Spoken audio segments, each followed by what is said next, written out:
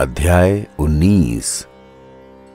इसके बाद कुवल याश्व यानी कि ऋतध्वज ने कहा, धर्मज्ञ, तुमने जो ये पूछा है कि मैं कौन हूं और कहां से आया हूं, उसके बारे में सुनो।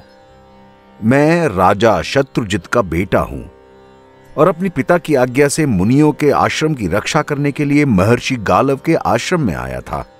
वहां पर मेरे कार्य में विघ्न डालने के लिए कोई दानव सुअर का रूप धारण करके आया। मैंने उसे अंध्र चंद्राकार बाण से बींध डाला। मेरे बाण से चोट खाकर वो भागा। मैंने भी इस घोड़े पर सवार होकर उसका पीछा किया।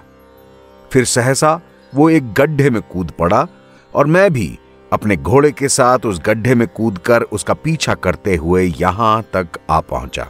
यही सच्ची बात है। मैं देवता, दानव, नाग, गंधर्व और किन्नर कुछ भी नहीं हूं। देवता आदि तो मेरे पूजनीय हैं। हे कुंडले, मैं मनुष्य हूं। तुम्हें इस विषय में कोई संदेह नहीं करना चाहिए। यह सुनकर मदलसा को बहुत प्रसन्नता हुई। उसने लज्जित होकर अपने सखी के सुंदर मुख की ओर देखा, लेकिन कुछ बोल न पाई। उसकी सखी ने भी प्रसन्न होकर कहा, वीरवर, आपकी बात सच है, इसमें संदेह नहीं है। मेरी सखी का हृदय और किसी और को देखकर आसक्त हो भी नहीं सकता था। अधिक कमनीय क्रांति चंद्रमा को ही मिलती है, प्रचंड प्रभा सूरज को मिलती है, देवी विभूति धन्य पुरुषों को ही प्राप्त होती है, धृति धीर को और क्षमा उत्तम पुरुष को मिलती है। इसमें संदेह नहीं कि आपने ही उस नीच दानव का वध किया है। भला गोमाता सुरभि मिथ्या क्यों कहेंगी? मेरी यह सखी बड़ी भाग्यशालिनी है। आपका संबंध पाकर तो यह धन्य हो गई। वीर, जिस कार्य को विधाता ने ही रचा है, अब आप उसे पूरा कर दें।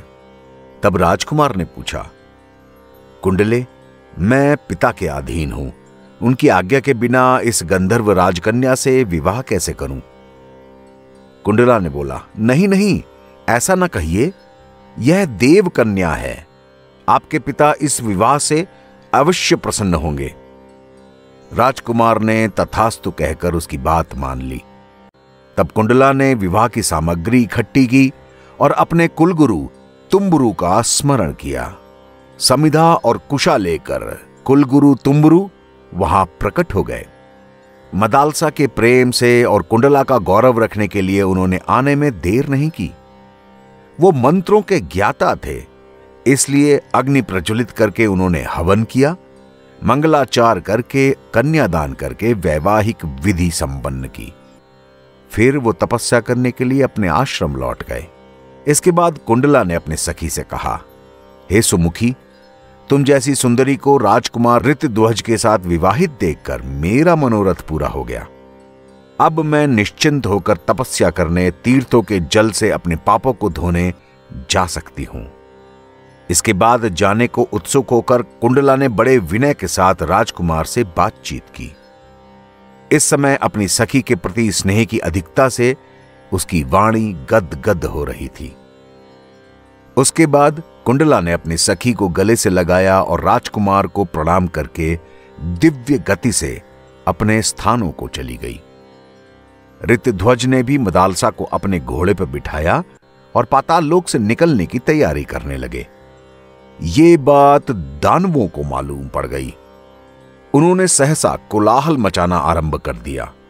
पाताल केतु जिस कन्या रत्न को स्वर्ग से लाए थे, उसे यह राजकुमार चुराए ले जा रहा है, रोको इसे। ये समाचार पाते ही परिघ, खड्ग, गदा, शूल, बाण और धनुष जैसे आयुधों से सजी हुई दानवों की विशाल सेना पाताल केतु के साथ वहां आ पहुंची।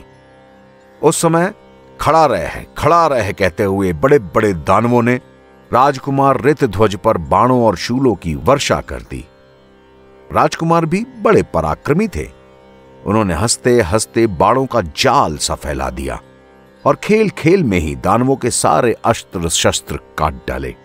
क्षण भर में ही पाताल लोक की भूमि ऋतध्वज के बाणों से छिन्न भिन्न खड्ग, शक्ति, सृष्टि और सायकों से आच्छादित हो गई। उसके बाद राजकुमार ने त्वाष्ट्र नामक अस्त्र का संधान किया और उसे दानवों पर छोड़ दिया। उसकी प्रचंड ज्वाला से पाताल केतु समेत सारे दानव दग्ध रह गए। उनकी हड्डियां चटक चटक कर राख हो गईं।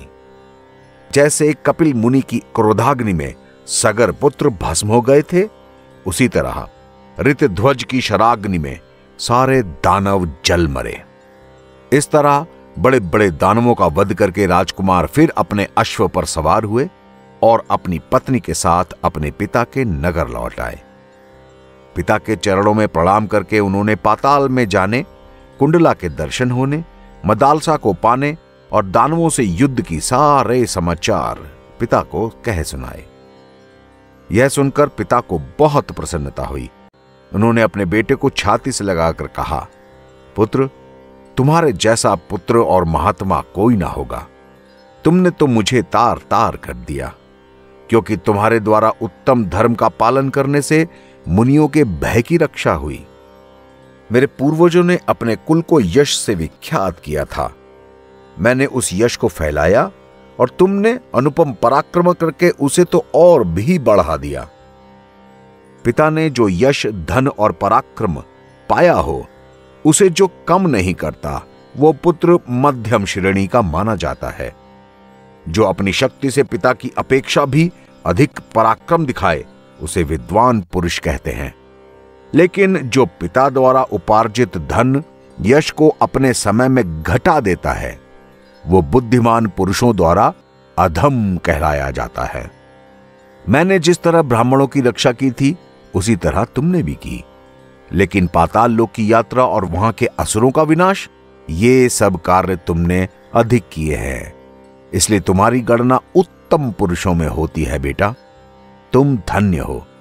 तुम्हारे जैसे अधिक गुणवान पुत्र को पाकर मैं पुण्यवानों के लिए स्पृहणीय हो गया हूं। जिसका बेटा बुद्धि, दान और पराक्रम में उससे बढ़कर हो, उस मनुष्य को तो स्वर्ग ही प्राप्त होता है। उस मनुष्य को धिक्कार है जो इस लोक में पिता के नाम पर ख्याति लाभ करे। जो पिता अपने पुत्र के कार्य से विख्यात होते हैं, उसी का जन्म सफल होता है। इस तरह बार बार अपने प्रिय वचन कहकर पिता ने ऋतध्वज को हृदय से लगा लिया और मदालसा के साथ उन्हें राजमहल में आमंत्रित किया।